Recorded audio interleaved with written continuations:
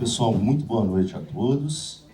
Antes de dar início aqui, eu queria primeiramente começar agradecendo a presença de todos, agradecer aqui ao meu lado a Andressa Nunes, né, que é a nossa atualmente doutoranda aqui do CPAD, também aqui o Lucas Ares, nosso convidado, que é, além de praticante, um organizador de eventos do BDSM.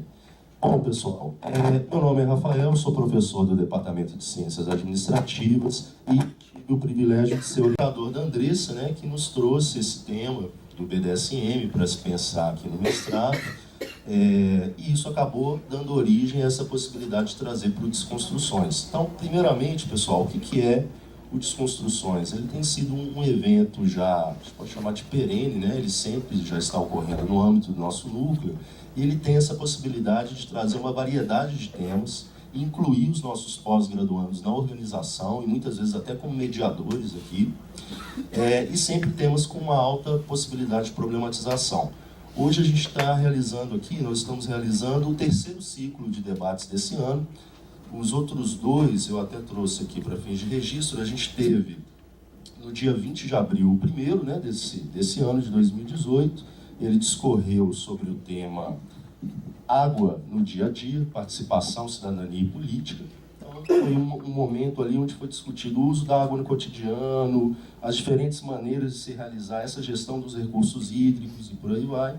Por sua vez, o segundo ciclo ocorreu no dia 11 de maio, e aí já tratou do tema sofrimento mental de quem? Loucura, mito, estigma e preconceito. E aí também foi pensado, né, uma articulação para se problematizar os mitos em torno dessa questão da loucura, os estigmas, preconceitos e também a discussão de um projeto trazido por um dos palestrantes, né, sobre sofrimento mental e mercado de trabalho. Hoje nós vamos dar sequência ao terceiro ciclo de debates, né, um tema bem diferente desses até aqui tratados. Então o tema vai ser Invisíveis, Dinâmicas do BDSM na Cidade. E antes de passar, primeiro eu nem disse isso, mas me desculpem, estou um tanto afônico aqui, meio tratamento de sinusite, mas não quis deixar de mediar a mesa. Mas a boa notícia é que eu sou só mediador, então daqui a pouco eu já paro com a minha fala fanha aqui e passo a bola para os dois. Mas antes disso eu queria situar um pouco. Afinal de contas, vocês estão no auditório da Face para discutir, né, para acompanhar aqui um debate e também participar ativamente sobre um tema que seria um tanto quanto deslocado do nosso mainstream. Então eu queria só situar um pouco o NELS, a nossa linha de pesquisa, e por que esse tema das sexualidades dissidentes, e mais especificamente do BDSM, como que ele foi tratado, o que a gente buscou a partir desse tema, né? Então quando a Andressa ela veio com essa proposta do mestrado, ela já encontra um núcleo e a gente trabalhando com um projeto de sexualidades dissidentes, pensando um pouco nessa dinâmica da normatividade que se dá em torno da sexualidade, dos padrões e de como a nossa sociedade conforma determinados padrões entendidos como normais, dignos, valorizados, e ao mesmo tempo a gente tem todo um conjunto de restrições a outras manifestações da sexualidade. Enquanto tema, ela já há muito tempo é trabalhada nas ciências humanas, sociais como um todo. Então a gente acabou trazendo contribuições teóricas de pensadores como Gayle Rubin, Michel Foucault, Beatriz Preciado e tantas outras que trouxeram elementos para a gente pensar. E a nossa articulação aqui foi com o plano organizacional. Então a gente se perguntou muito como que se dá no plano de uma cidade, no plano de um grupo social, a constituição de determinadas práticas. Quais são as normas que regem esses espaços, como que esses espaços se organizam e como que eles se colocam em termos de ruptura com essa matriz heteronormativa, normalmente monogâmica, autorreferenciada e por aí vai. Então, uma passagem, inclusive, que eu trouxe e que eu acho muito legal para a gente começar a pensar esse tema do BDSM da cidade, ela é do Foucault, do Michel Foucault. É um documentário de Felipe Calderon, de 2003, e esse trecho foi transcrito do documentário. O nome do documentário é Foucault por ele mesmo. Mas eu acho que isso amarra muito bem com o que a gente quer discutir aqui. Eu vou me dar a liberdade de ler para vocês. Nós não vivemos num espaço neutro, plano. Nós não vivemos, morremos e amamos no retângulo de uma folha de papel. Nós vivemos, morremos e amamos num espaço enquadrado, recortado, matizado, com zonas claras e escuras, Diferenças de níveis, degraus de escadas, corcovas, regiões duras e outras friáveis, penetráveis, porosas. Há regiões de passagens, ruas, trem, metrô, regiões do repouso e do lar, regiões do transitório, cafés, cinemas, praças, hotéis. Eu sonho com uma ciência que teria como objeto espaços diferentes. Esses outros lugares, essas contestações místicas e reais do espaço em que vivemos. Essa ciência não estudaria as utopias, pois é preciso reservar esse nome para o que não tem lugar, mas ela estudaria as heterotopias, espaços absolutamente outros. E forçosamente, a ciência em questão se chamaria heterotopologia. O lugar que a sociedade reserva nessas margens, nas praias vazias que a envolvem, esses lugares são principalmente reservados aos indivíduos cujo comportamento é desviante, em relação à média ou à norma exigida.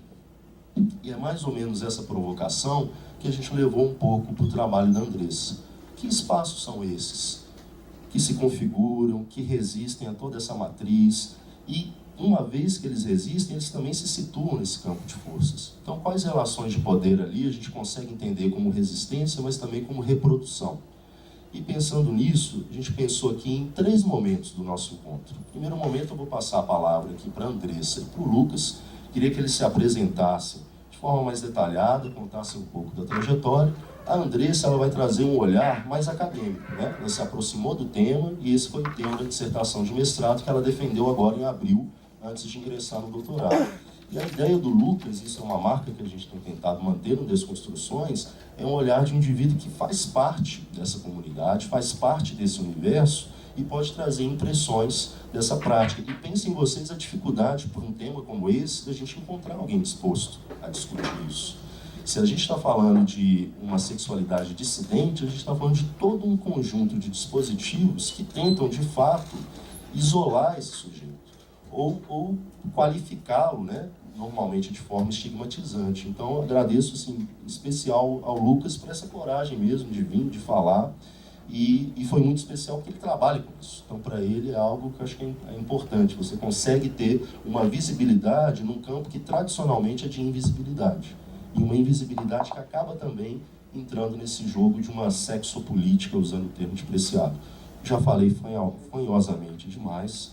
Então, vou passar a palavra agora para a Andressa. Queria que você contasse, Andressa, um pouco do que foi essa sua trajetória, da dissertação até aqui, e um pouco desse universo, dessa comunidade que você descortinou dos praticantes de BDSM aqui em BH. Obrigado, gente.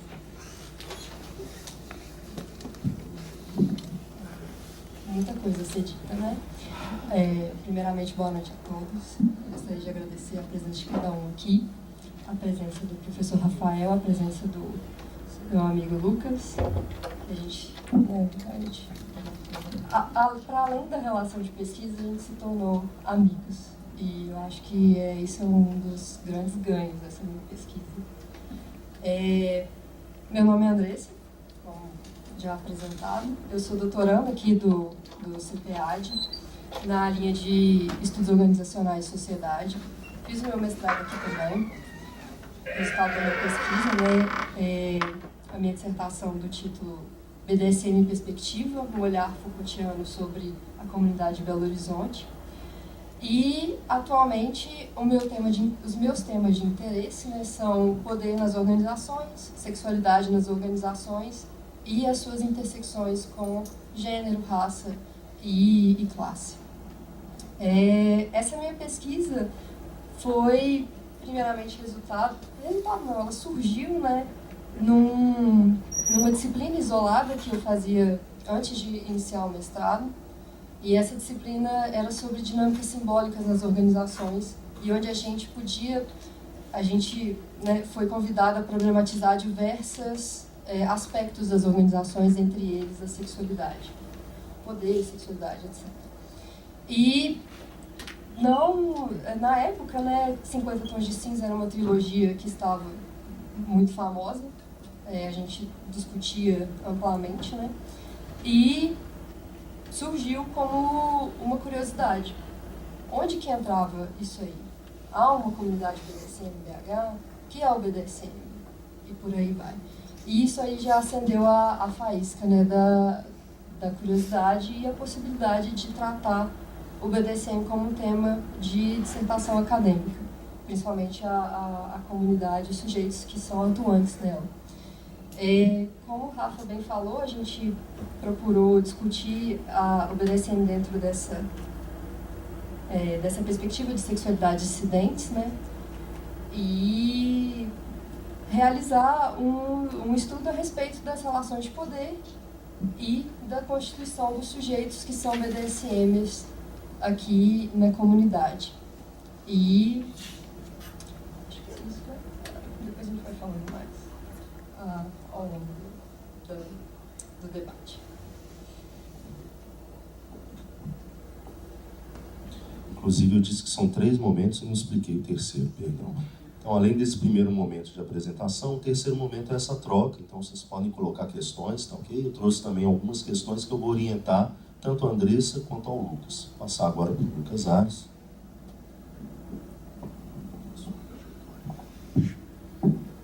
Bom, boa noite. Meu nome é Lucas, eu tenho já alguns anos de prática de BDSM. E eu comecei nisso tudo por curiosidade, já tem, se não me engano, 12 anos. A ideia de viver uma cultura como o BDSM realmente surgiu como uma forma de rebeldia ao que a gente tem como padrão.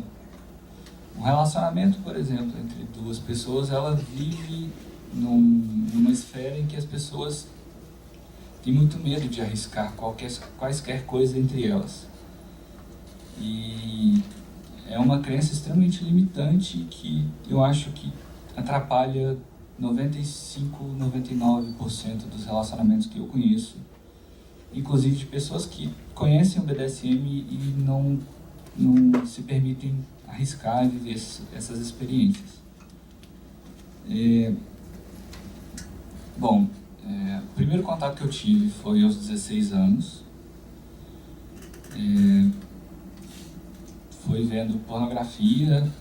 Com 19 eu descobri que tinha nome, descobri algumas pessoas que já praticavam em Belo Horizonte. O primeiro evento que eu fui foi um encontro mineiro, que recebeu inclusive pessoas de São Paulo, do Distrito Federal e por aí. E me permitiu um contato mais próximo para ver que muitas das coisas que nós vemos na internet não são verdadeiras. A estética é uma coisa que às vezes acontece, mas às vezes não acontece. E é uma coisa que acaba trazendo muito mito e atrapalhando as pessoas que simplesmente querem viver essas experiências sem ter que carregar a estética da coisa. Eu estou muito grato de estar aqui hoje, porque a proposta em si ela é uma proposta educativa. É diferente das propostas que eu já recebi de, por exemplo, ir em programas humorísticos no rádio, por exemplo. É uma coisa que não me atrai, porque eu não vou carregar a estética, que já é bem pesada. Então, todo mundo que procura ter as experiências relacionadas a BDSM é associado a sadomasoquista. E a ideia de sadomasoquista é bem errônea, porque ela traz um conceito que é muito antiquado. A maioria das pessoas não é sádico e masoquista ao mesmo tempo. E a ideia de BDSM, que é bondage, disciplina, dominação, submissão, sadismo e masoquismo, é muito mais ampla do que a ideia de bater e de apanhar. Então você tem relacionamentos, você tem pessoas que praticam entre si, que se divertem sem necessariamente envolver dor. Apenas jogos psicológicos, apenas pequenas brincadeiras entre elas, e que é uma forma extremamente livre de se realizar. O sexo hoje em dia ele é uma coisa que é banal, mas ao mesmo tempo é um tabu, só que ninguém fala de realização sexual, que já é uma outra ideia completamente diferente que traz 1001 possibilidades para as pessoas poderem realmente ser mais felizes. Aquelas pessoas que são mais realizadas, que se permitem, que conhecem pessoas sadias e se relacionam, elas tendem a encarar todos os outros aspectos da vida delas de forma leve. Desde aspectos profissionais até a relação com os amigos, com os familiares, etc. mesmo que eles não saibam desse seu lado praticante de BDSM. Nós usamos o seguinte: quem pratica BDSM é BDSMer ou praticante de BDSM. As outras pessoas que estão alheias ao meio, que veem, mas não se interessam, que às vezes ficam olhando de fora e não gostam, normalmente nós chamamos dentro do meio como baunilhas, né? Tem gente até que reclama que baunilha não faz sentido, que queria ser chocolate ou outra coisa. A cultura ela é extremamente rica e ela é extremamente receptiva a qualquer pessoa que queira ter as suas próprias experiências, independente de grau de instrução, de nível econômico e de qualquer coisa que seja uma característica dela. Assim. Mas, bom, são 12 anos, eu faço eventos em Belo Horizonte já tem 5 anos, tem um site que eu tenho as fotos de todos os eventos que eu já fiz. E as pessoas que vão aos meus eventos sabem que a privacidade delas é completamente assegurada, então todas as fotos que são tiradas dentro do evento são divulgadas no site, mas o rosto das pessoas é coberto, bem como as tatuagens e qualquer outra marca, e qualquer outra pessoa que se sinta que apareceu numa foto e que não está à vontade com aquela foto, ela também pode me pedir que eu tire do site. O que mais? A ideia de BDSM. O termo BDSM ele é um pouco mais antigo, o termo sadomasoquista é mais antigo ainda, o SM, e a cultura do BDSM ela surgiu com os gays, com a cultura dos Estados Unidos que explorava muito as roupas de couro. Os héteros apropriaram dessas ideias e se permitiram viver essas experiências também. Bom, tá, então nós vamos conversando, porque é a primeira vez que eu participo de um evento assim, então nervoso. O Desconstruções ele tem essa proposta de ser mais flexível mesmo, então a gente também pode fazer em forma de bate-papo. Eu já vou colocar então, deixa aqui com isso. Eu vou colocar então uma questão orientada para você, Lucas, e já vou colocar uma questão orientada para a Andressa. Enquanto você vai respondendo, ela vai pensando aqui. Diga, pode colocar. Antes de começar as questões, o Lucas falou um negócio muito interessante assim, e que me fez lembrar. Eu coloquei a questão dos 50 tons de cinza, mas eu não vi os filmes e eu não li os livros antes de começar a pesquisa. Eu não me permiti fazer isso, porque eu queria uma apreensão assim, verdadeira do que é o BDSM. Por quê?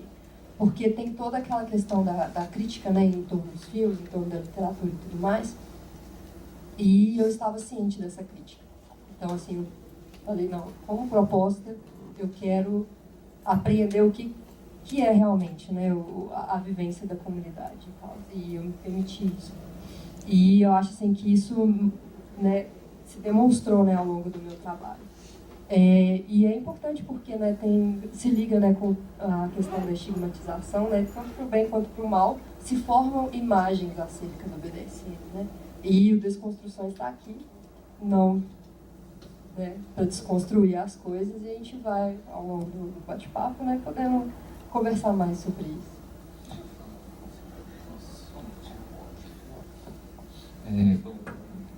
O 50 Tons de Cinza, ele é uma trilogia, é um livro escrito como uma fanfiction de Crepúsculo, e a autora se permitiu ver algumas experiências, mas não necessariamente aprofundou muito no assunto. O 50 Tons de Cinza, pro meio BDSM, ele foi benéfico, porque ele colocou a coisa toda no mainstream, mostrou para muita gente que aquilo existia, e para as pessoas que tiveram a sensibilidade de entender que aquilo ali é um romance, permitiu que muita gente experimentasse e se aprofundasse e eventualmente descobrisse que tinha uma certa vocação para praticar BDSM, para se permitir. Então, assim, o 50 Tons de Cinza, ele é bom enquanto referência para trazer pessoas, mas ele é negativo quando a pessoa se prende a ele como uma verdade absoluta. Então, só isso sobre isso. Perfeito. Então, eu vou colocar uma questão para o Lucas e uma para a Andressa.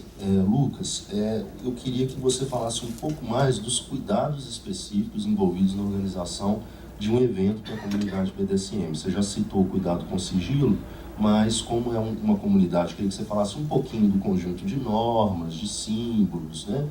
A liturgia, que surgiu muito no trabalho da Andressa. Então, se você só contextualizasse para quem está aqui um pouco de como é que é essa comunidade e, na sequência, falasse quais são as especificidades para se organizar um evento pensando nesse grupo, ok? Para a Andressa, isso remonta ao momento do início do seu trabalho, que eu queria que você contasse um pouco. Quando ela apresentou a proposta de estudar o tema, o meu receio com ela não foi nada relacionado ao tema da sexualidade ou ao tema do BDSM, uma vez que a gente já estava discutindo, a partir de Foucault, a questão da sexualidade. Mas foi uma questão prática, é um trabalho teórico empírico. Então, imaginem vocês, a gente tem dificuldade aqui com os alunos que trabalham numa perspectiva do mainstream de conseguir acesso para entrevistar um gestor, um diretor.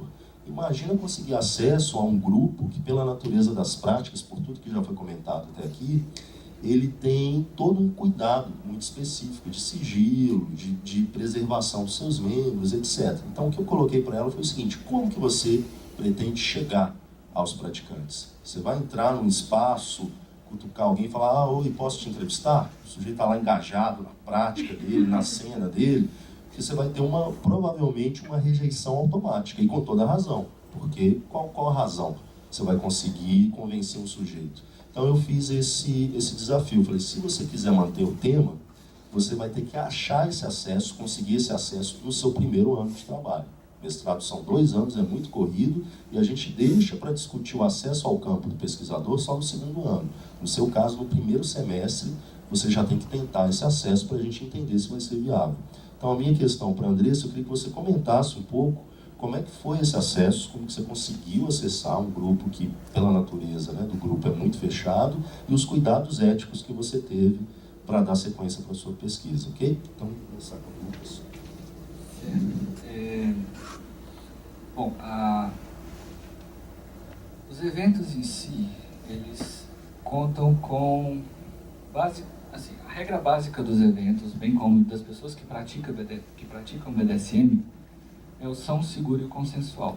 É a única regra básica que funciona para todo mundo. Até porque você vai ter pessoas que vão se encaixar em papéis diferentes e vão agir e atuar de formas diferentes. Então, assim, são no sentido de evitar fazer as coisas embriagado, alterado, puto, naquele dia extremamente decepcionante. Você não vai procurar o seu parceiro como uma válvula de escape. Questão de seguro, de que algumas das práticas que nós fazemos envolvem riscos. E o melhor exemplo para isso é a questão das cordas. Dentro de um jogo BDSM, você pode usar cordas para restringir o seu parceiro, para fazer suspensão, para fazer arte. E, inclusive a arte com cordas é chamada de shibari na cultura oriental. No caso das cordas, é ter uma tesoura para cortar caso seja necessário. A pessoa está reclamando que está doendo, você não consegue desamarrar em tempo hábil, você pega a tesoura e corta. Você vai preservar a segurança, a integridade dela e a sua, porque você responde por isso.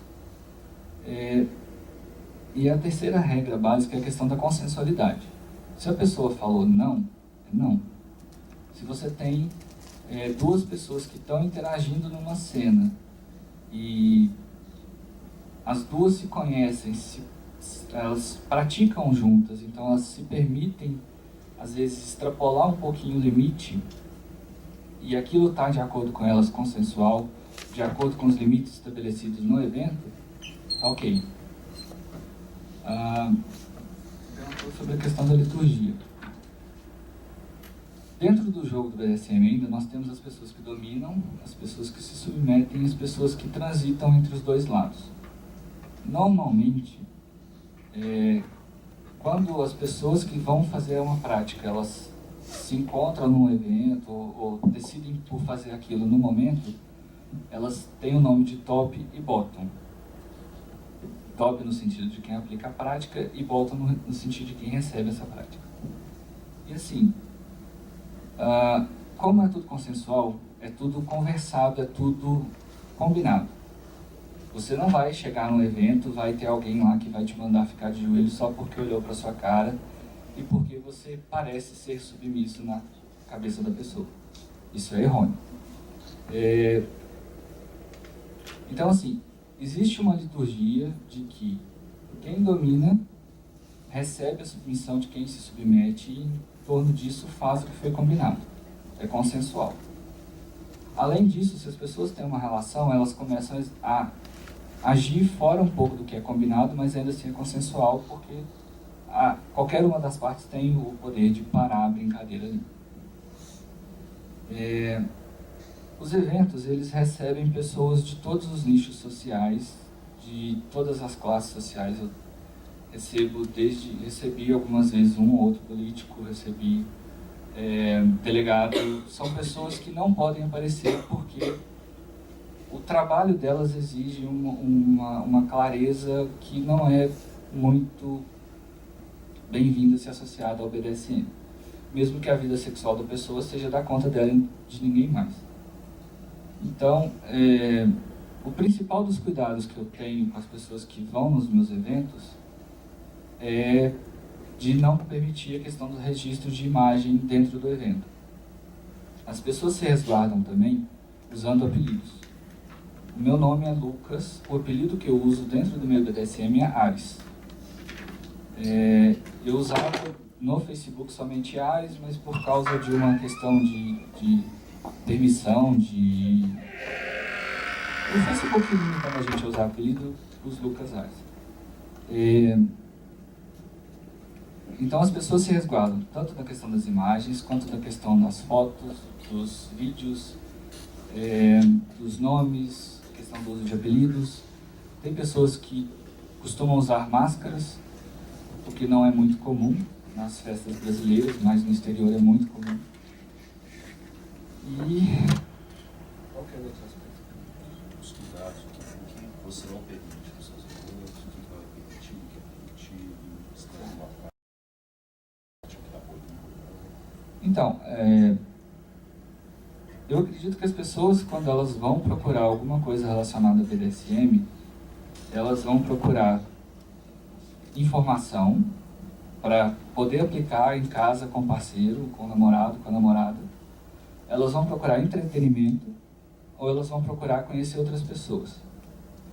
Como eu acredito que o ambiente sadio para isso é um ambiente que é erótico, mas não é necessariamente explícito, os eventos que eu faço eu não permito, por exemplo, o sexo. Então você não vai ter sexo oral, sexo, penetração convencional, nada. Práticas como, por exemplo, fisting, que é bem assustador para quem não conhece, mas de você colocar o punho dentro da outra pessoa, seja anal ou vaginal, também eu não permito. E eu também controlo bem e vejo quem são as pessoas que estão fazendo as práticas para entender se elas estão dentro da sanidade delas, se elas têm controle, se elas têm ciência do que elas estão fazendo. E mais ainda, as pessoas que são convidadas a ir aos eventos que eu faço, elas entendem que elas podem ir como curiosas. Então elas vão, elas veem, elas conversam entre si, se forem acompanhadas, mas é sempre interessante observar que nenhuma delas julga o que o outro está fazendo. Então todo mundo respeita, não tem piadinha, não tem nada. Você tem homens vestidos de mulheres, você tem mulheres que gostam de se vestir de homens, você tem gays, lésbicas, você tem transexuais e todo mundo se respeita. É um ambiente extremamente confortável para qualquer pessoa que vai. E além disso, os eventos eles contam também com o Dark Room. Que aí eu entendo que se a pessoa realmente quiser ter uma experiência mais sexual em grupo ou com a parceira, com o parceiro dela, eles têm um espaço reservado para isso. Então, lá dentro eles são responsáveis por isso. Os acessórios que algumas pessoas levam seus próprios acessórios. Eu normalmente disponibilizo alguns. E quando a gente fala de BDSM, a cultura ela é extremamente vasta e você tem práticas que são muito simples E você tem práticas que são muito elaboradas e que, às vezes, têm um risco muito maior. Então, normalmente eu coloco os acessórios que são mais simples, porque eu sei que as pessoas não vão ter a oportunidade de exagerar usando esses acessórios.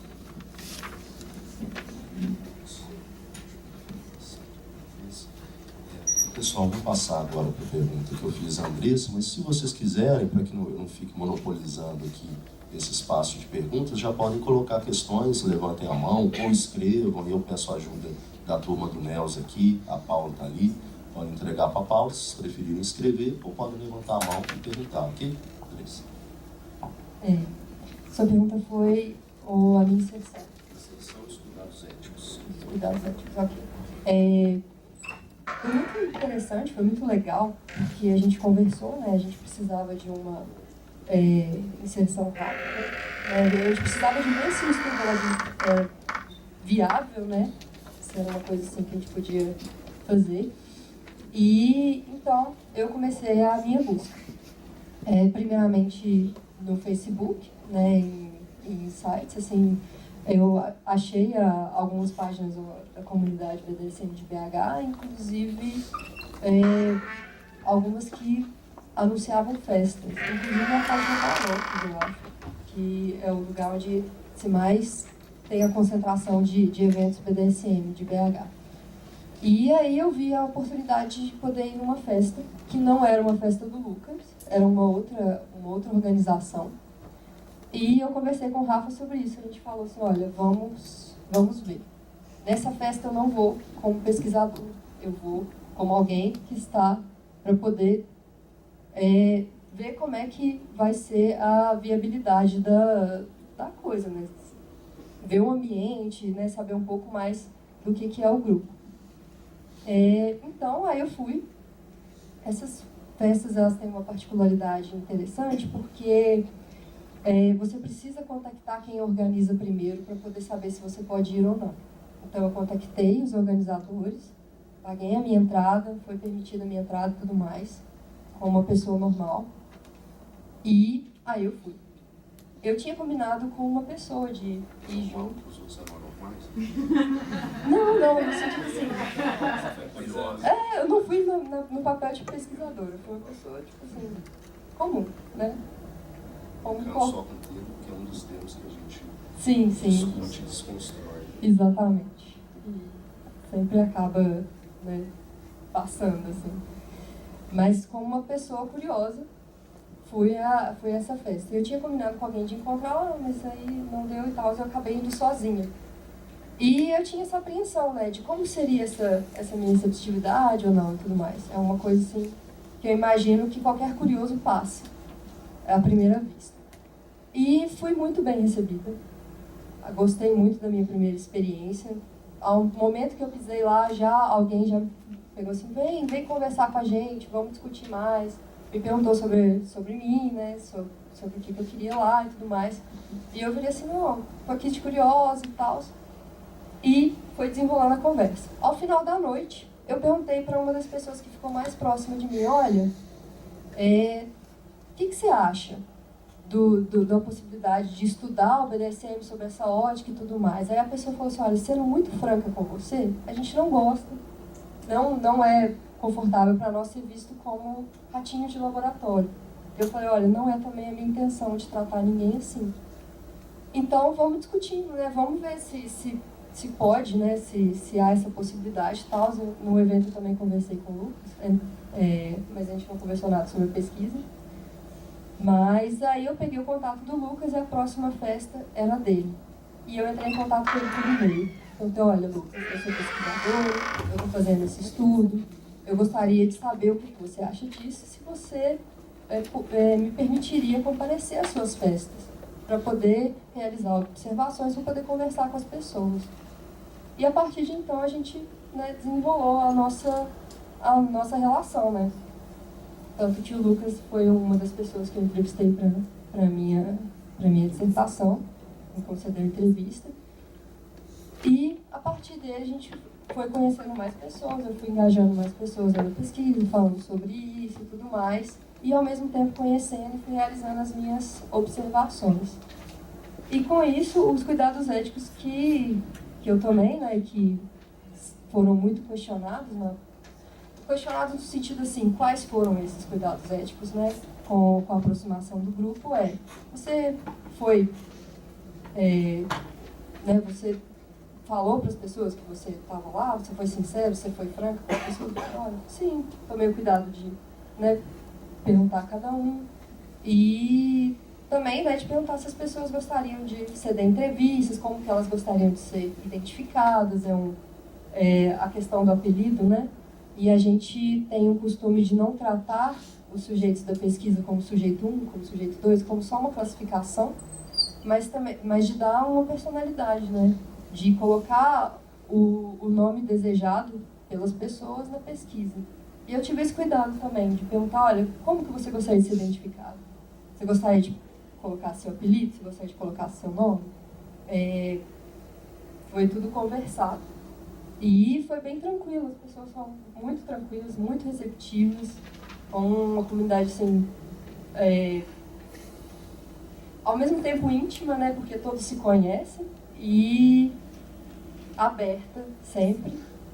E uma particularidade, né, das festas do Lucas é que ele conhece cada um por nome. E isso eu acho, assim, sensacional, porque é uma oportunidade de você, né, conhecer o organizador e ter essa experiência, né, que ele propõe com a festa. E também, para mim, foi sensacional. Por quê? Porque na minha pesquisa, né, eu tive esse cuidado de ser o mais, né, ética possível no trato com as pessoas. Não quis incomodar ninguém. Não estava ali para poder observar ninguém como um zoológico, né, que, né, é um exótico, mas não era esse o objetivo da pesquisa, colocar o BDSM como um exótico. Tem a confidência dele, gente. Sim, sim.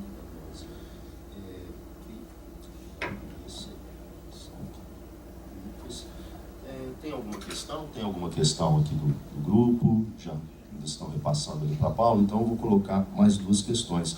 Eu queria que você falasse um pouquinho mais, Lucas, do são, seguro, né, consensual, e se isso tem alguma coisa a ver com, de certa forma, um esforço da comunidade BDSM para se desvencilhar da questão da parafilia. Por quê? Quando a Andressa começou a construir o teórico dela, nós encontramos alguns ecos em produções da medicina, da psiquiatria, da psicologia, enfim, que ainda, para nossa surpresa, não eram textos de 50 ou 30 anos atrás, eram textos bem recentes e que ainda tinham uma aproximação, um entendimento das práticas de BDSM muito próximo como uma doença sexual, como parafilia.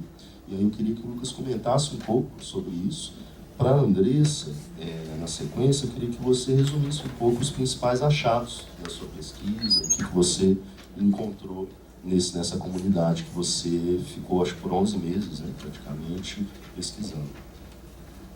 Bom, eu acho que o principal aspecto que pega quando a gente fala sobre parafilia e BDSM é a questão do sadismo e do masoquismo patológico.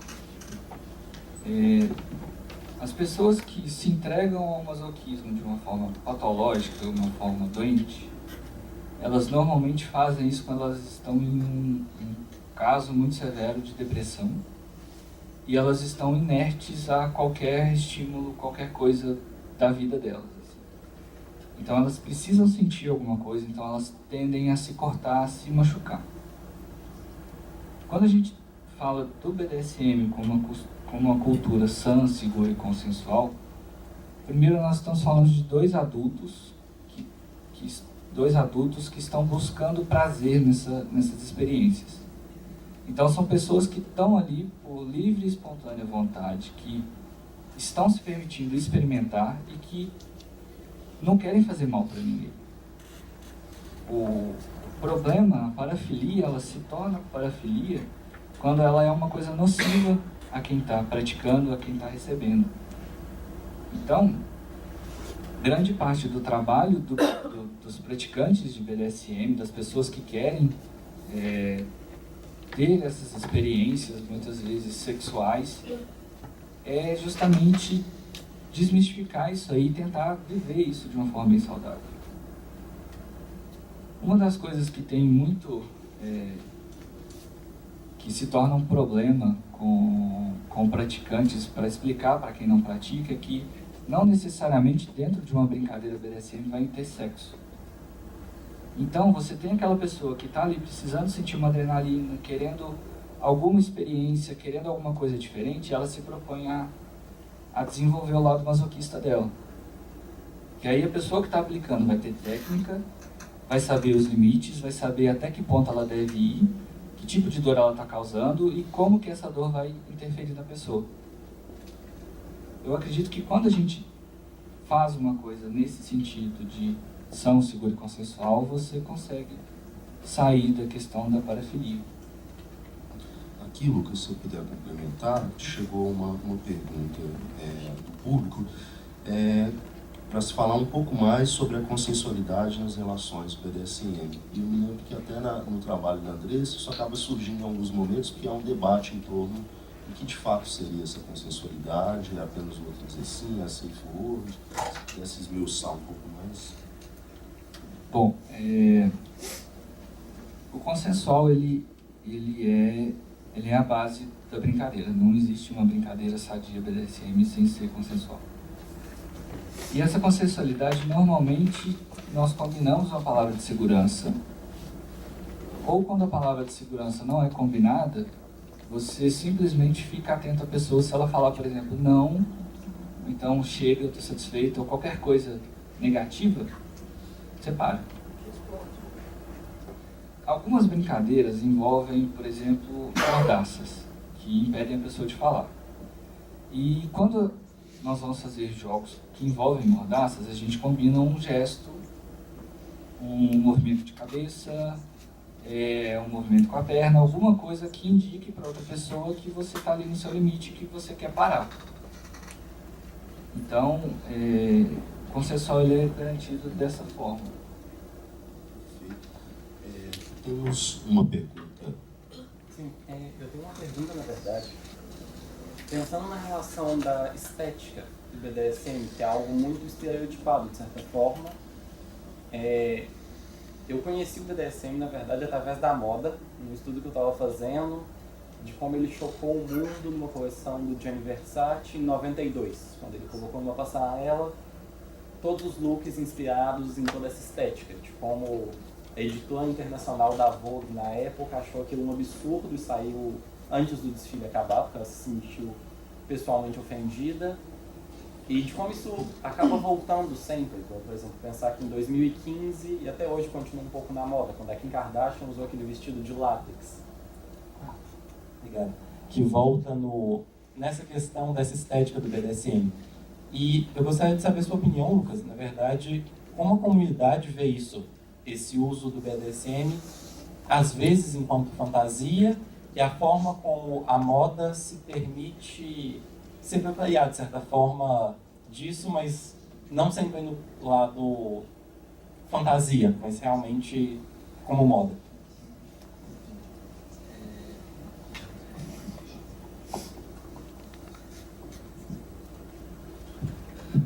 Bom, a estética do BDSM ela é presente já desde o início com a cultura do couro dos gays, né? E nós nos apropriamos disso. Mas eu acredito que a estética também é uma porta de entrada muito boa para quem quer viver alguma coisa além da estética. Então, eu participei de um trabalho de moda aqui em Belo Horizonte, eu fiz algumas roupas de látex para o evento. E, além disso, eu participei também de um filme, de um curta-metragem que foi feito aqui. E, assim, eu acho sensacional. Eu gosto da estética, eu acho que quanto mais pessoas tiverem... assim, o BDSM ele existe numa hierarquia. Você tem sempre uma pessoa que está dominando e uma pessoa que está se submetendo. Dentro de um tempo determinado, que aí seria uma cena ou uma sessão. Às vezes as pessoas podem trocar isso ou não, depende muito da relação que está estabelecida esse jogo de poder. Mas quando a gente vê de fora a pessoa que só quer estética, nós costumamos chamar de fetichistas. Quem está fora do Brasil usa também o termo kinkster, que é a pessoa que vem, experimenta, passeia, trafega e sai. E eu acredito que das duas formas é muito bem-vindo. Eu acredito que todas as pessoas que estão no meio do BDSM, bem como as pessoas que estão explorando os seus próprios fetiches, têm o mesmo objetivo em comum, que é se realizar. Tem gente que se realiza usando uma roupa de couro, de látex, de vinil. Tem gente que se realiza usando salto alto, tem gente que se realiza na nudez. Mas eu gosto muito que a estética do BDSM seja explorada em outros nichos também. E a moda, com certeza, é uma das que faz a melhor apropriação disso. Acho que eu respondi, né?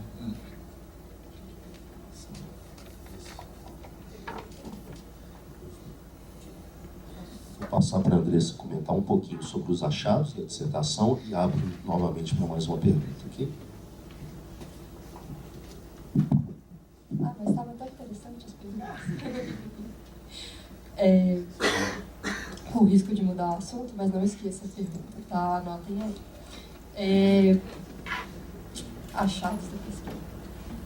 Bem, a minha pesquisa contemplou 3 objetivos grandes, né? 3 grandes objetivos que eram mapear a comunidade em seus espaços, em seus ritos, em suas normas, em seus simbolismos, primeiramente. A segunda era perceber as relações de poder que existem na comunidade. Como o Lucas deu uma prévia, essa relação BDSM ela se estabelece dentro de uma hierarquia, onde tem-se quem domina e quem é dominado. Onde se tem, numa relação BDSM... Desculpa, eu peguei um pouco a sua condição. Onde se tem numa relação BDSM quem é top e quem é bottom, né? Numa cena. E, pois é, a gente se propôs a fazer um estudo sobre as relações de poder da comunidade. Terceiro grande objetivo, constituição do sujeito, BDSM. Mas constituição em que sentido? No sentido Foucaultiano da palavra, constituição discursiva do sujeito. Como que foi a trajetória dos sujeitos, né? Quais são as quebras, se há alguma quebra heteronormativa, se há uma quebra dessa matriz heteronormativa, né, que é focada no casal heterossexual, que é focada nas dinâmicas desse casal e tudo mais, ou se não há. Respondendo em ordem. Primeiramente, né, o grande objetivo, a gente teve um mapeamento, né, eu permaneci acho que 11 meses frequentando os espaços, acho que foram 12 festas que eu contabilizei. Entrevistei 9 sujeitos, 9 pessoas extraordinárias que me concederam a entrevista a respeito das suas trajetórias de vida, a respeito das suas opiniões sobre BDSM e tudo mais. E o que eu achei? Na minha época da pesquisa, tinha 2 espaços que eram principais de organização de festas. A Lotus, onde o Lucas organiza a maioria das festas dele, e um espaço didático que é promovido por uma dominatrix. Isso aqui eu não identifiquei na minha pesquisa porque eu não obtive a autorização dela, então eu preferi não identificar. Mas esse outro espaço era um espaço mais didático, era um espaço onde o pessoal ia para poder, vai ainda, né, para poder discutir práticas, discutir técnicas, trocar informações, trocar experiências, às vezes se divertir um pouco, né, fazer algumas cenas e tudo mais. E o espaço de festa, que é um espaço mais que é só de festa mesmo, não tem nada de didatismo e tal, as pessoas elas vão lá para se divertir e aproveitar a noite. Com relação aos ritos e as normas, né, tem as normas tem o São Seguro Consensual, tem as normas também que regem a dinâmica dos espaços, que o Lucas já falou um pouco de como que é organizada, as festas dele e tudo mais. A proibição, né, das fotos, a manutenção da confidencialidade, né, da privacidade das pessoas, e também a manutenção do respeito entre elas, a consensualidade, né, das relações, nada vai ser feito que não seja acordado antes, né, que é um importante aspecto da relação, que é a questão da negociação das partes, né, entre outros achados, assim, mas esses foram os principais.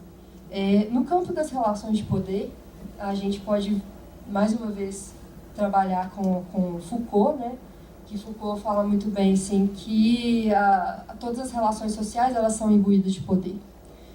Mas então tá, numa questão, numa comunidade que ela se sustenta dentro de uma hierarquia, como que se dá essa hierarquia, né? E a gente identificou que a figura do dominador, ou da pessoa que domina, é a principal. E que a questão da relação DS, né, que é a relação de dominação e submissão, ela é colocada como central também. E em torno dessas relações, outras vão se travando.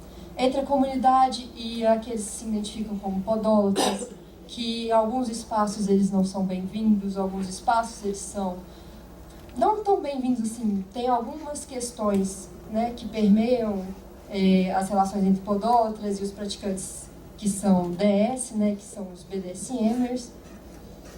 Então a gente identificou questões dos switchers, que são as pessoas que transitam entre a dominação e a submissão, e que em alguns momentos, assim, elas são chamadas a se identificar com uma parte ou outra.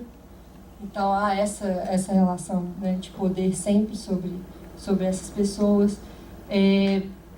Os submissos, né, as relações de submissos, que são entre submissos, inclusive, relações de poder entre submissos, aqueles que são mais submissos, aqueles que são menos submissos, e como que identificar a questão do lugar, né, de cada um. E entre os dominadores também, que é onde há o maior campo, né, de batalha, que é como os dominadores que são melhores dominadores, os dominadores que são não tão bons dominadores, essa escala. E como que há essa tensão, né, para sempre ter essa questão de quem é melhor ou quem se destaca mais, não é? E, então esses são os principais achados desse bloco, né?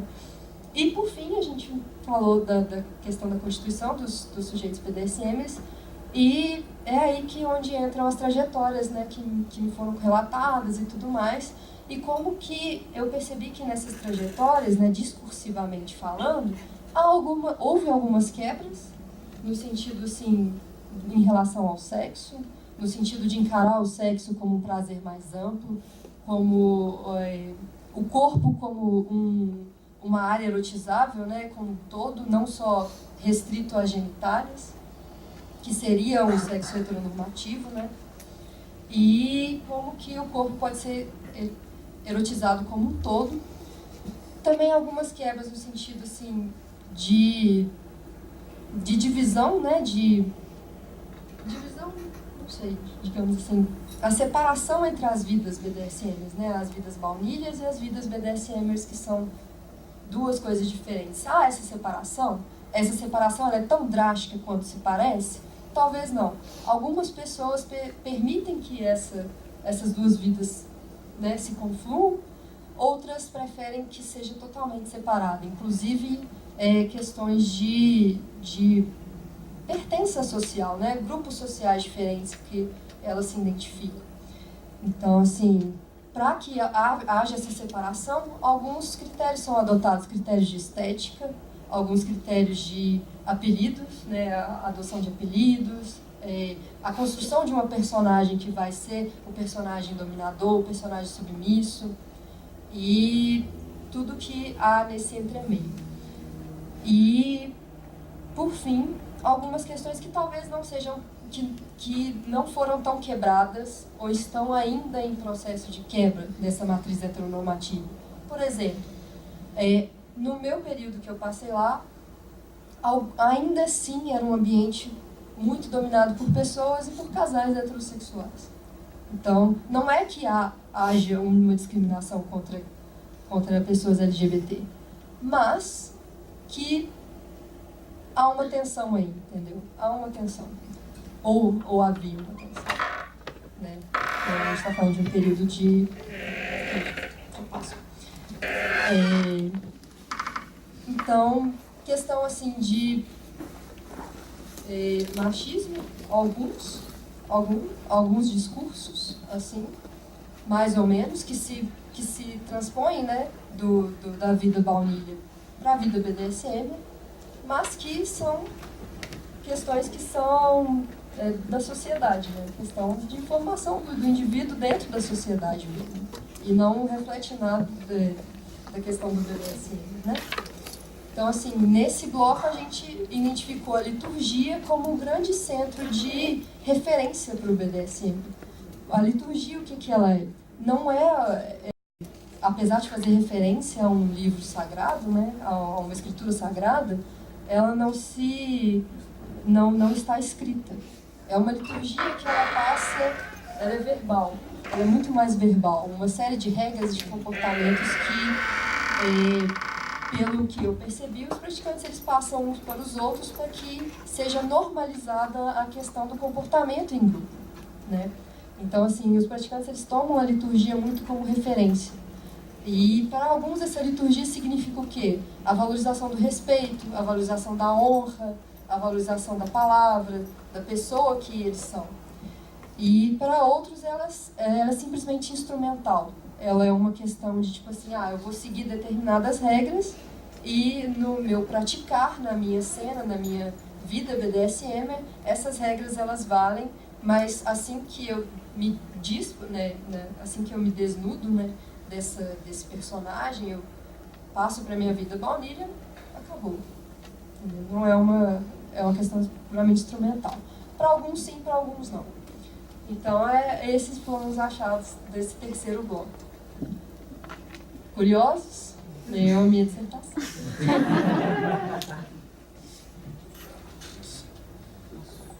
Paulo, parece que nós temos mais uma pergunta. Ok. Bem? Bom, a Andressa, eu ia fazer uma pergunta sobre relações de poder, né? Você brilhantemente já iniciou, mas talvez você pudesse ir um pouquinho mais além sobre essa perspectiva organizacional, falar sobre essas relações de poder e de que maneira elas vão se assemelhar das organizações de uma maneira geral, ela sendo, né, uma organização muito peculiar, né? Como que ela vai se assemelhar e como que ela vai ser diferente das outras organizações que a gente costuma trabalhar, né? Principalmente aqui dentro da universidade. Isso seria uma pergunta para a Andressa. Eu queria também fazer uma pergunta para o Ars, que tem um pouco a ver com o que você, Andressa, estava dizendo sobre, dentro da organização BDSM, existem preconceitos, né? E existem tabus, o que é muito curioso, né? Dentro de uma organização que pretende ser mais livre em termos de sexualidade, ela também tem seus próprios tabus. Um deles que eu consigo identificar são aquelas pessoas que se consideram BDSMs, que têm algum certo preconceito com aquelas outras pessoas que só querem participar de algumas práticas ou de determinadas práticas. Então elas vão sofrer determinadas sanções aí daquela participação, não vão poder participar de determinados meios, né? E não só isso, mas os próprios tabus, as próprias sanções dentro, o que seria um tabu dentro dessa organização, dessa forma.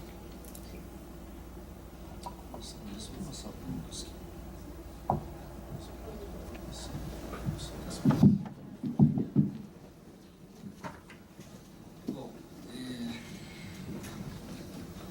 a principal questão do conceito dos tabus que permeiam o BDSM, eles estão ligados muito à questão dos indivíduos que vêm para o meio, se permitem experimentar, querem saber mais da cultura, mas não se permitem mudar por ela. Então, você tem pessoas assim, que são machistas, tanto homens quanto mulheres.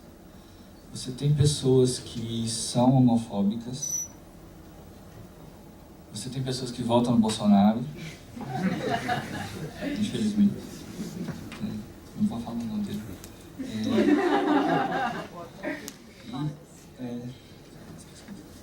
E infelizmente, é uma coisa que eu tento conversar e eu acho que uma das melhores formas de resolver esses preconceitos é com informação. E eu sempre tento passar para essas pessoas o máximo de informação que eu posso, para que elas, mesmo que elas continuem numa atitude que seja errônea, elas pelo menos aceitem que elas estão nessa atitude e qualquer culpa ou consequência dela. Nós temos tabus. O meio BDSM tem tabus com podolatria.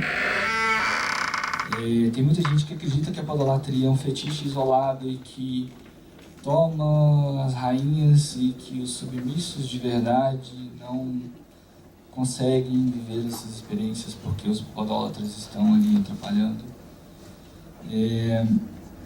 Você tem preconceitos com pessoas que não querem o pacote todo. Então, olha, eu quero experimentar com você só corda, tem jeito? Tem. Aí às vezes a pessoa no meio do caminho fala assim, mas e se a gente tentasse chicote também? E se tentasse flog? E isso é uma coisa, infelizmente, que ainda acontece no meio.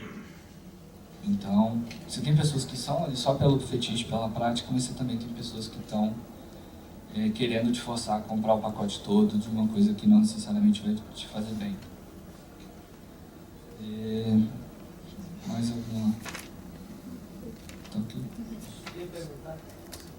Eu vou passar para ela responder a pergunta e aí eu volto. Deixa eu só falar sobre uma questão do poder. É o seguinte, dentro do jogo de dominação, de submissão do BDSM, o poder ele não é tomado à força. Ele é conquistado, mas ele é cedido. E normalmente é a pessoa que se submete que dá o primeiro passo e entrega a sua submissão a quem quer dominar. Se quem quer dominar força essa submissão, força a outra pessoa a se submeter, isso é um crime. Então, assim, é combinado, e é combinado pelas pessoas que estão ali no jogo, querem experimentar, mas é principalmente uma decisão de quem se submete, não de quem domina.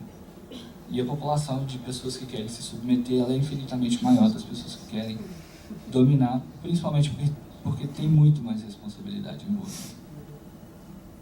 Vou passar aqui para você responder a questão, depois eu abro as perguntas.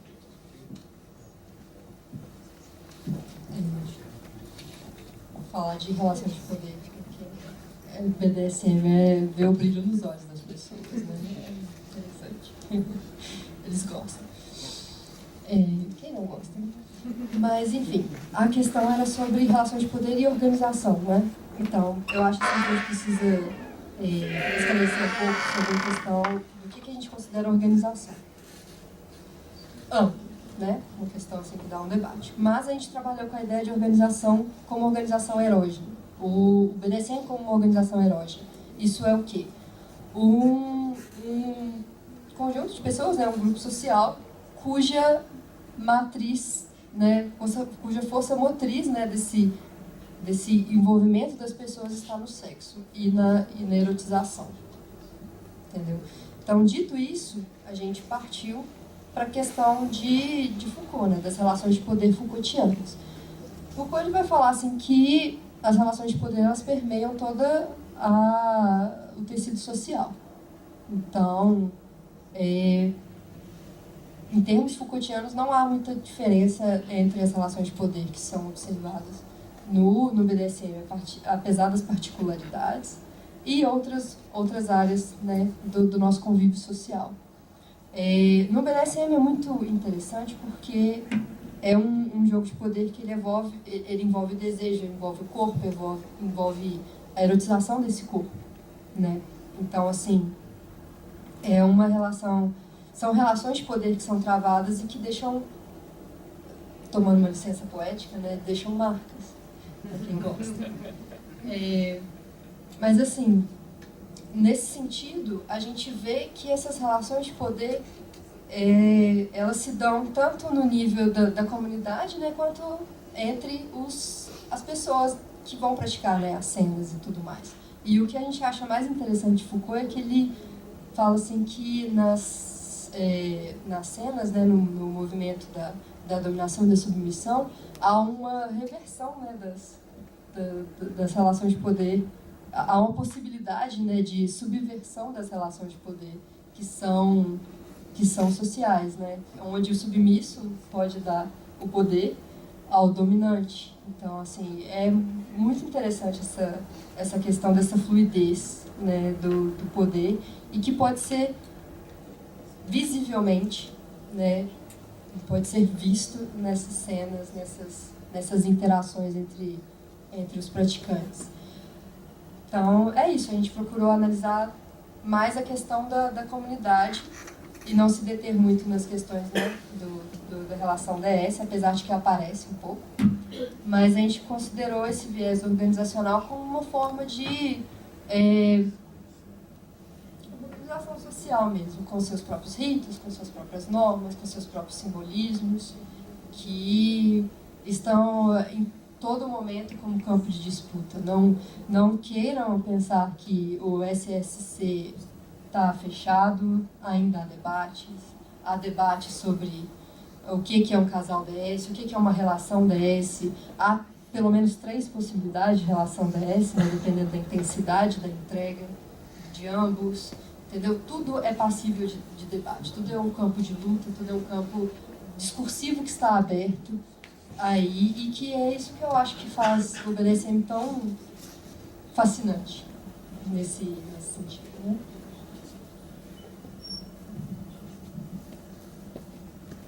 Pessoal, nesse meio tempo a gente recebeu mais uma pergunta aqui. Tem mais alguém do público que quer colocar uma questão também? Então eu vou fazer o seguinte, vou colocar essa questão, tem uma questão minha também, acabei ficando sem vez aqui, e aí eu volto para vocês, tá bom?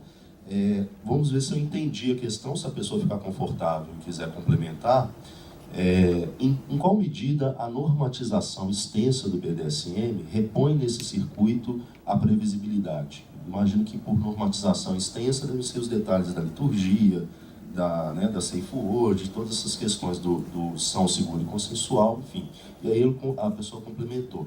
Uma vez que, em parte, a procura por esse campo extrapola o desejo da imposição/submissão de disciplinas, mas a superação de relações afetivas tendencialmente burocratizadas, por isso previsíveis. Então, como que, pelo que eu entendi, e aí fiquem à vontade para me corrigir, como que esse conjunto de normas, apesar de necessárias, de importantes, como que ela pode criar talvez um campo de previsibilidade que sufoque um pouco essa questão da própria subversão, do poder, das normas, ok?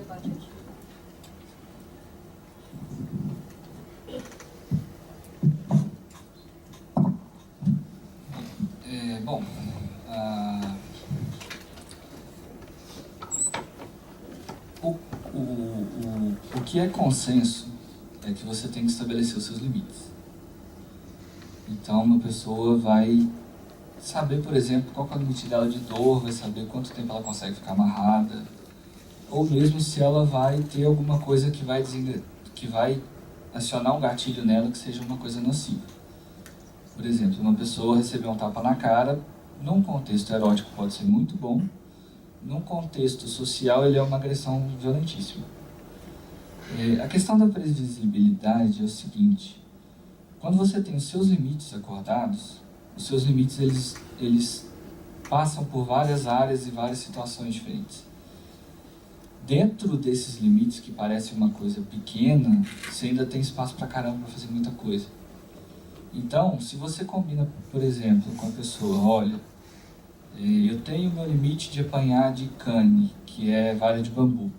É pesado, não é todo mundo que aguenta. E a pessoa vira e fala, tudo bem, você não vai apanhar de cane de bambu, eu posso te bater de chinelo, de cinto, que é um elemento bem... E dentro disso, a pessoa ainda tem elementos que ela consegue jogar e construir uma cena. A cena em si, a brincadeira, ela é mais importante do que necessariamente a prática. Então, o fato de colocar alguém de joelhos, por exemplo, pode gerar uma sensação melhor, um jogo mais interessante, que causa uma sensação de pertencimento muito maior do que necessariamente bater nela. Então, você entrega quem está dominando o papel de criar alguma coisa que envolva quem está se submetendo e que faça a coisa toda fazer sentido. Tem pessoas que usam, por exemplo, somente o spanking e já partem para a parte sexual. E para elas isso é BDSM e para elas está ok, porque é o conceito delas, a ideia delas. Para outras pessoas, você vai chegar numa brincadeira, vai chegar numa cena, Aí a pessoa que domina vai mandar a pessoa que se submete tirar a roupa, ficar de joelhos, aguardar uma ordem, ficar de frente para o canto do cômodo.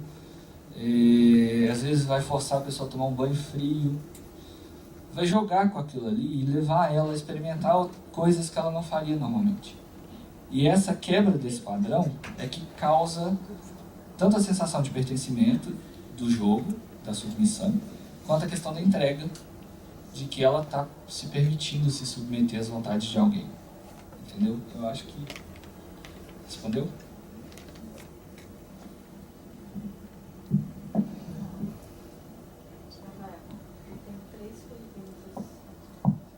Eu vou colocar então minha última pergunta como mediador, fechar um pouco, e a gente passa por essa sequência de perguntas para fechar o evento.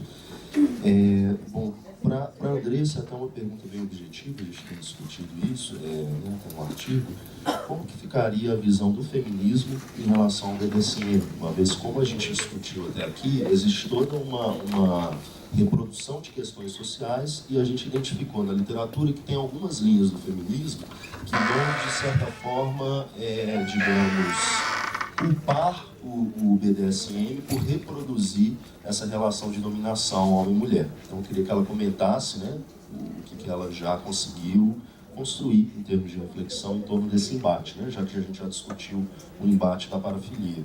Aí, por sua vez, fazendo uma síntese um pouco das falas aqui, do que o Lucas trouxe, me lembrou muito essa discussão que o BDSM talvez seja capaz de fazer, de pensar o prazer de outras formas, né? Então, eu até trouxe também uma pequena passagem, minha pergunta tem relação a ela, então eu vou ler rapidamente e te colocar, mas já adianto a pergunta, em que medida, na sua visão, como praticante, como organizador de eventos, você já falou um pouquinho rapidamente sobre isso, o BDSM ele traz uma possibilidade de uma ascensão a uma vida criativa, a rupturas que vão ter uma repercussão que não é só no momento da prática, mas que vai, como a Andressa pesquisou, né, na própria constituição do sujeito ali.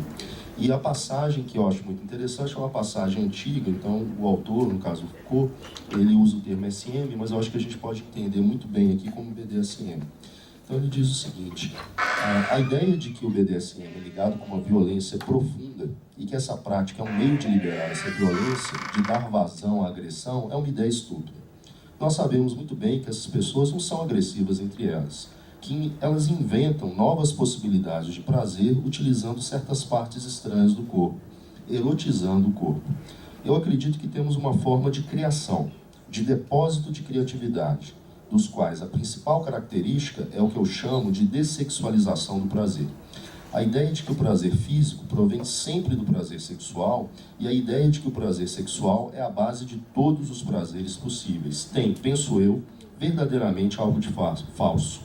O que essas práticas de BDSM nos mostram é que nós podemos produzir prazer a partir dos objetos mais estranhos, utilizando certas partes estranhas do corpo nas situações mais inabituais, etc. E, pegando um pouco essa discussão das relações de poder, se por um lado ficou muito claro que existem relações de poder entre as diferentes tipologias de praticantes, a gente pode pensar a própria cena como uma espetacularização do poder, é a erotização do poder em forma de cena. Então, a minha pergunta para o Lucas é nesse sentido: como que todos esses elementos aqui, na sua visão, têm impacto sobre a pessoa, se possível até no sentido de sua constituição política também? Okay? Vou passar a questão do feminismo e depois para o Lucas. E da minha parte, eu prometo que eu acabei. Então, a questão do feminismo, né, é uma reflexão que a gente já veio fazendo, a gente fez brevemente, né, porque não foi o foco do trabalho, não foi uma das vertentes do trabalho, mas a gente identificou que desde a década de 60 há um intenso embate, né, entre duas correntes que consideram o BDSM, uma delas considera o BDSM como uma manifestação, né, dessa dominação patriarcal sobre a questão da mulher, sobre a mulher, né, um reforço, né, dessa submissão, principalmente, né, na figura, na impossibilidade, né, dessa mulher quebrar essa dominação que é social, né, e também acaba sendo sexual. E uma outra vertente que vê o BDSM como uma possibilidade assim da mulher de escolher o que de exercer uma livre escolha do que ela vai experimentar em questões sexuais, né? Então essas duas correntes elas se desenvolveram, né, se desenrolaram esses embates e se transformaram em outras várias correntes do feminismo que hoje a gente vê que abordam as questões do sexo de forma diferente. Mas a Gayle Rubin, né, que foi uma expoente dessa visão feminista, né, que vê no sexo uma forma de ascensão, né, de libertação para a mulher, e principalmente, não só no BDSM, mas também na pornografia, né, na questão do erotismo pornográfico e tal. E também a Beatriz Preciado, né, que fala um pouco a respeito da questão da libertação da mulher nesse contexto de escolha, né, do BDSM. Então é isso, a gente tem essas duas vertentes e que se desenrolaram, né, que se desenvolveram e que eu pretendo, né, dar um foco maior e aprofundar as minhas reflexões a esse respeito.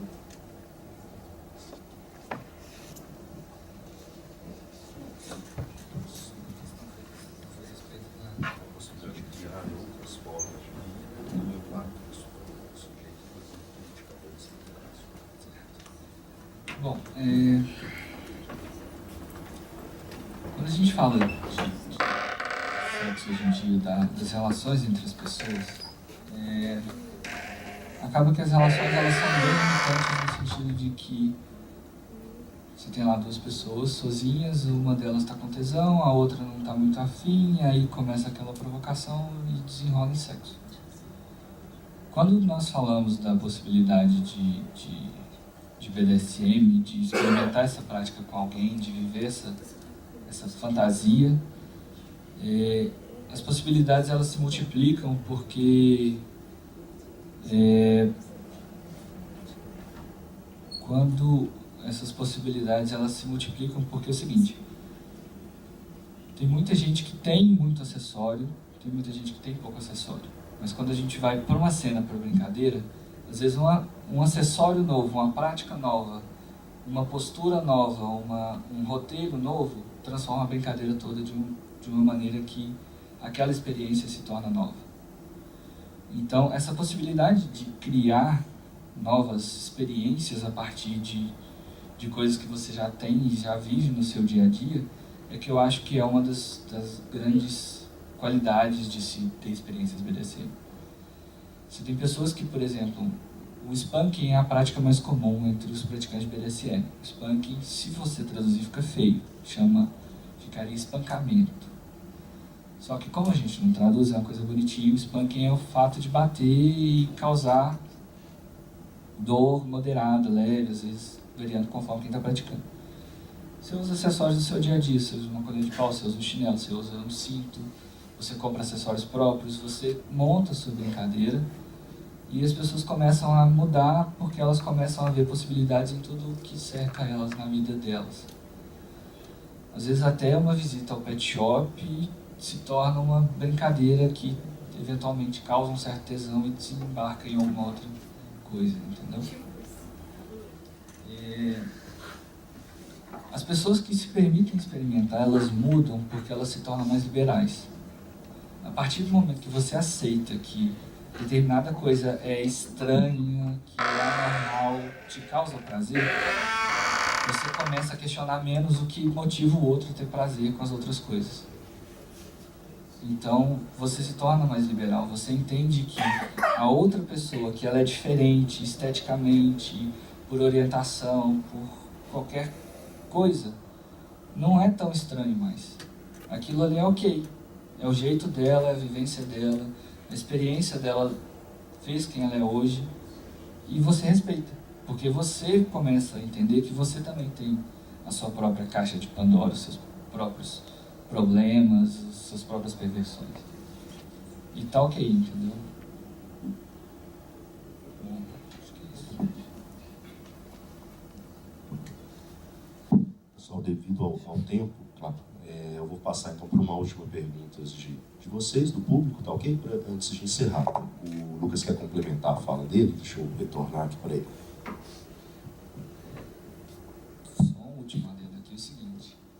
Acaba que o jogo ele é tão mais libertador porque quando as pessoas falam em sexo em cópula, normalmente numa relação homem-mulher hétero, o homem ele tem a performance sexual dele associada ao tempo que ele mantém a ereção.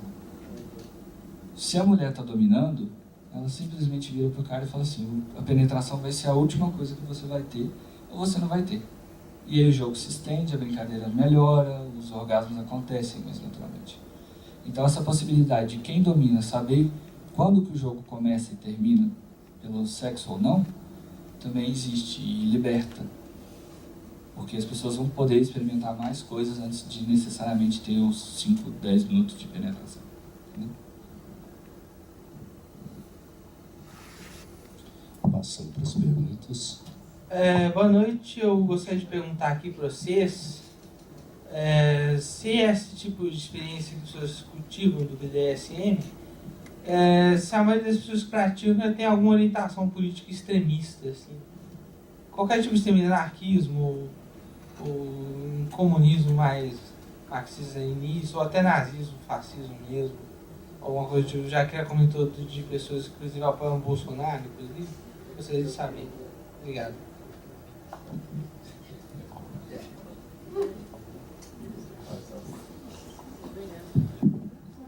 Então, tem pessoas que apoiam o Bolsonaro, tem pessoas que acreditam nessas outras coisas extremistas, essas orientações políticas extremistas.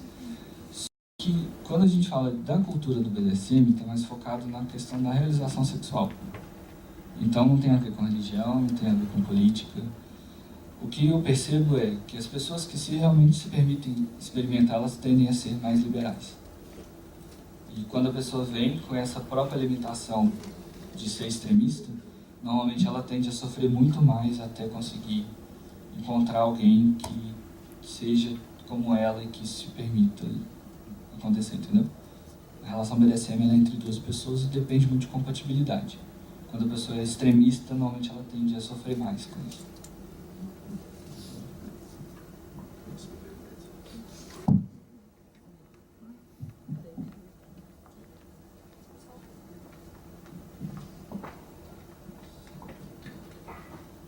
Complementando a resposta do Lucas,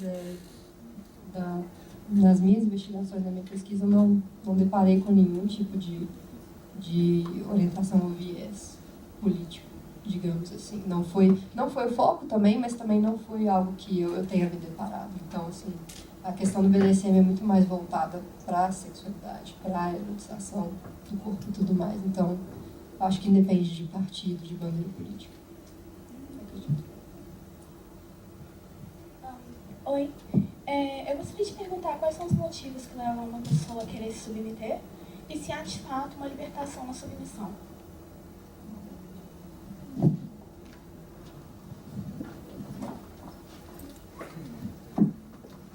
Bom, a questão dos motivos que levam a pessoa a se submeter normalmente variam de acordo com o que a pessoa imagina que seja o sexo para ela. A questão da construção da sexualidade, do tesão dela é uma coisa psicológica. Então tem pessoas que vão te falar que é porque na infância teve alguma experiência que levou aquilo e despertou um fetiche, e junto com o fetiche veio a vontade de se submeter. Tem pessoas que vão focar no hoje e falar assim: eu tenho uma vida extremamente conturbada, eu sou um diretor, eu sou alguém que tem algum poder e eu preciso de alguém que me domine para eu quebrar isso e sentir prazer. Você tem pessoas que vão simplesmente falar que gostam de se submeter porque gostam das sensações. O prazer de quem domina, ele acaba sendo mais contemplativo. O prazer de quem se submete, ele acaba sendo um prazer mais sensitivo. Então, quem domina vai estar fazendo as coisas e quem se submete normalmente vai estar recebendo essas práticas, entendeu? A questão da libertação na submissão, ela existe porque a pessoa ganha total poder do corpo dela para se permitir experimentar. Então, é o meu corpo, eu tenho os meus limites, eu tenho as minhas regras, eu sei que a outra pessoa que vai estar interagindo comigo vai respeitar isso, então eu não preciso me preocupar com o que a outra pessoa está achando. Porque o que eu vejo é, você tem um casal e uma das pessoas quer se submeter, a outra não sabe nada de BDSM. Na hora que a pessoa que quer submeter abre isso, ela é julgada, ela é taxada como louca, e às vezes ela não tem as experiências que ela quer na intensidade que ela quer. O BDSM, a questão da submissão, ele é libertador nesse sentido, porque ele permite que você vivencie o que você quer e que você seja livre para transitar ou não dentro desse fetiche, que você não seja refém do seu fetiche. Então, um homem que gosta de se submeter vestido de mulher, ele encontra uma abertura muito maior, porque ele vai ter numa comunidade pessoas que se identificam com ele. E isso é mais libertador, porque você aceita que você não é tão estranho assim, entendeu?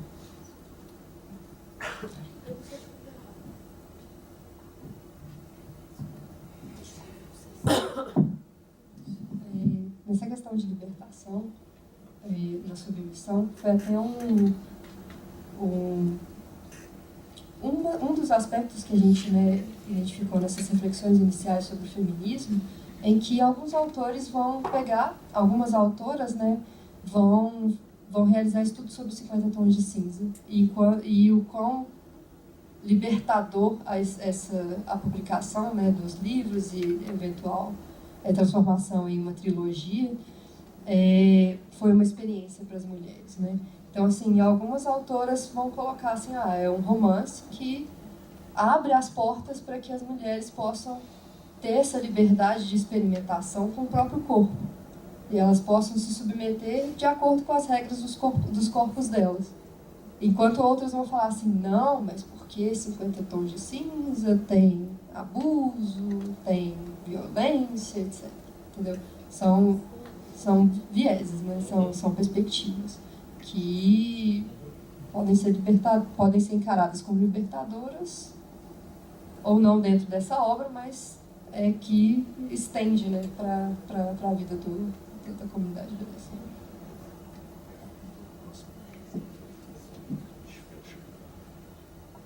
Eu queria fazer uma pergunta assim rápida, porque foi citado o caso, por exemplo, da psicologia, e eu queria saber dessa literatura, o que você acha que eles acertaram e o que eles erraram? Porque, ao meu ver, parece que é um monte, que nem ela, como ela fez o trabalho de campo, parece que é um monte de pessoa que está escrevendo sobre um assunto que ouviu falar, nunca se praticou, nunca viu, então eles só vão falar. Então, o que você acha que eles acertaram e, principalmente, no que eles erraram?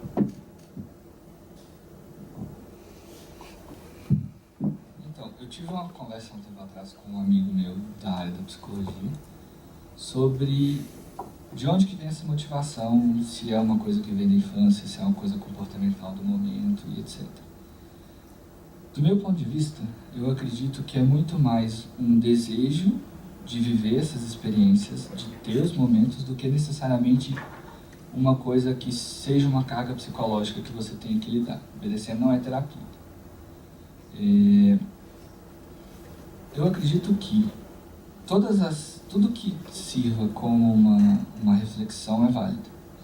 Desde, por exemplo, Masoch, SAD e tal. Eu acredito que tem um nível de assertividade que, quando a pessoa pelo menos pensa em ela tenta se esclarecer sobre o assunto, já é válido, entendeu? Então eu não tenho nenhuma literatura que eu te fale assim, isso está completamente errado, etc. Mas eu acho que muita gente realmente não experimenta. Conversa com alguém que pratica, pega a experiência da pessoa e toma ela como verdadeira. Assim, a cultura ela é muito mais diversificada e ela muda por causa dos praticantes. Então, o meio BDSM de Belo Horizonte ele é diferente de São Paulo, do de Vitória, do Espírito Santo, do de Recife. E as pessoas se adaptam, entendeu? Então, acho que vai ter respondido.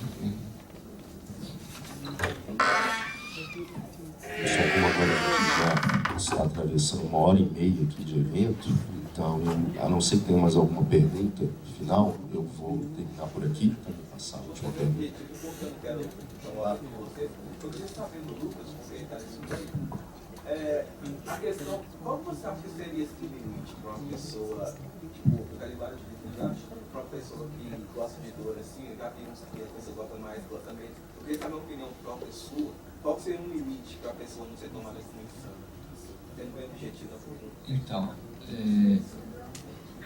eu acredito que a questão da patologia, do problema, ela existe quando a pessoa ela encara a dor como uma fuga. Então ela está deprimida, ela não está sentindo nada, ela está inerte no mundo que ela vive, ela vai aplicar e sentir dor em si mesma. Eu acho que isso é o problema. Só que quando a gente fala de masoquismo, do ponto de vista erótico, a pessoa masoquista é aquela que tem um limite que normalmente é maior e que a dor que ela recebe entra como estímulo. Porque você tem níveis, você tem a dor que é um estímulo físico, a dor que incomoda e a dor que ela é excruciante, que você quer parar. O que acontece é que a pessoa que é masoquista, ela tem esse primeiro nível de estímulo físico maior. Então ela se permite mais, ela às vezes até sente muito mais prazer com isso, entendeu? Então eu acho que o são é você entender esse primeiro nível e evitar ter coisas que sejam permanentes. Então eu acho que aí já é um limite bacana, entendeu? Pessoal, então a ideia desse encontro aqui do Desconstruções de hoje era criar esse espaço, né, um espaço que eu considero até certo ponto uma devolutiva da dissertação da Andressa, onde ela pôde colocar o olhar dela, um tanto mais acadêmico, mas acima de tudo que a gente não se fechasse nesse saber aqui, que por mais que haja um esforço de ir a campo, de trazer e tratar os entrevistados como sujeitos de pesquisa, não como objetos, enfim, ainda que tenha todo esse esforço de buscar essa riqueza, essa inserção, nós sempre simplificamos essa realidade. Então a ideia era de complementar um pouco com a fala, né, de um praticante. Eu acho que isso foi muito interessante, vocês colocaram questões e pelo menos para mim aqui o tempo voou. Então fico muito satisfeito aqui com o evento, com a presença de todos, né? Quero agradecer mais uma vez a presença da Andressa e do Lucas Ares aqui. E da minha parte queria fechar falando um pouco do que é pensar essa sexualidade enquanto um projeto de pesquisa, ainda mais numa área organizacional. Como eu disse, o NELS, né, o nosso Núcleo de Estudos Organizacionais e Sociedade, ele trabalha temas sempre numa perspectiva crítica, numa matriz crítica. Então a gente tem diversos temas, né, convido a todos os interessados a acessarem a página do NELS, então vocês vão ver que são muitas frentes de pesquisa, mas todas baseadas em perspectivas epistemológicas mais críticas. O que significa isso? É uma tentativa de não só colocar determinados padrões e questões de ordem política, econômica, social em xeque, mas de eventualmente discutir possibilidades de mudança radical. E a sexualidade, eu particularmente, como pesquisador no núcleo, eu enxergo, em concordância com alguns autores, que se você quiser desvelar um pouco do sistema de poder, você tem na sexualidade um campo muito privilegiado.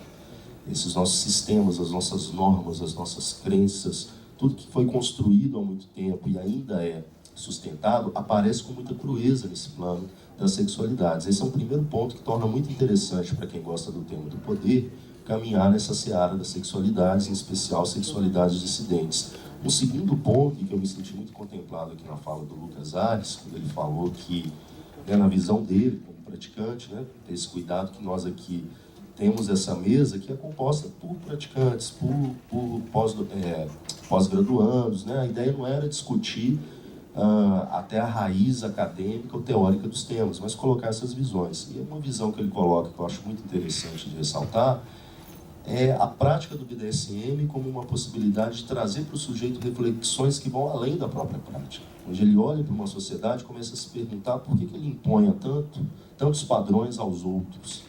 E por que eu acho interessante como pesquisador trazer isso? Não apenas o BDSM, nossa pesquisa ela tem um guarda-chuva maior, né? Então a gente está trabalhando com casos de swing, com questões de heteronormatividade, homofobia em instituições militares, tem um guarda-chuva muito amplo. E o que eu percebo que às vezes falta em algumas produções é pensar que o feminismo, todo o movimento LGBT, práticas dissidentes como essa, todos estão lutando contra uma questão comum, e a questão comum é a norma. Isso é muito interessante. quais são as normas sociais que nós construímos, que nós reproduzimos e que nós não paramos para refletir o que ela causa sobre os sujeitos, de sofrimento, de perseguição, de preconceito. Então eu percebo que algumas agendas políticas, elas poderiam se beneficiar de um pensamento que não é unificar no sentido de apagar as demandas específicas de cada grupo, mas de mostrar que é uma luta contra uma norma. E essa luta, ela é, acima de tudo, política também.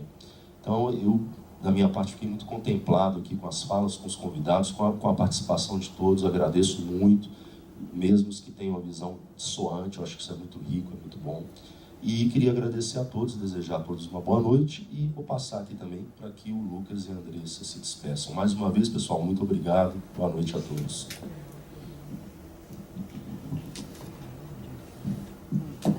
Bom, eu também estou muito grato de estar aqui hoje. Esse ambiente ele foi muito satisfatório no sentido de abrir a discussão muito mais do que falar o que é certo e o que é errado. Eu considero que seria uma grande vitória pessoal se dessa conversa que a gente teve as pessoas pelo menos refletissem se o que elas estão fazendo é gratificante, é satisfatório, tanto do ponto de vista sexual quanto das relações que elas têm. E coloco aberto também, quem quiser me procurar depois, quiser conversar sobre o assunto, às vezes quiser ir em algum evento, vai ser muito bem-vindo também. E é isso. Obrigado por estar aqui hoje com vocês.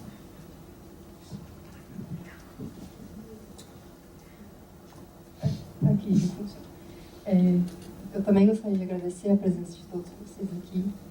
É muito gratificante poder falar um pouco mais da minha pesquisa, poder abrir esse espaço, né, de discussão com a nossa pesquisa também a respeito, né, de outras possibilidades de vivência, de outras possibilidades de vida.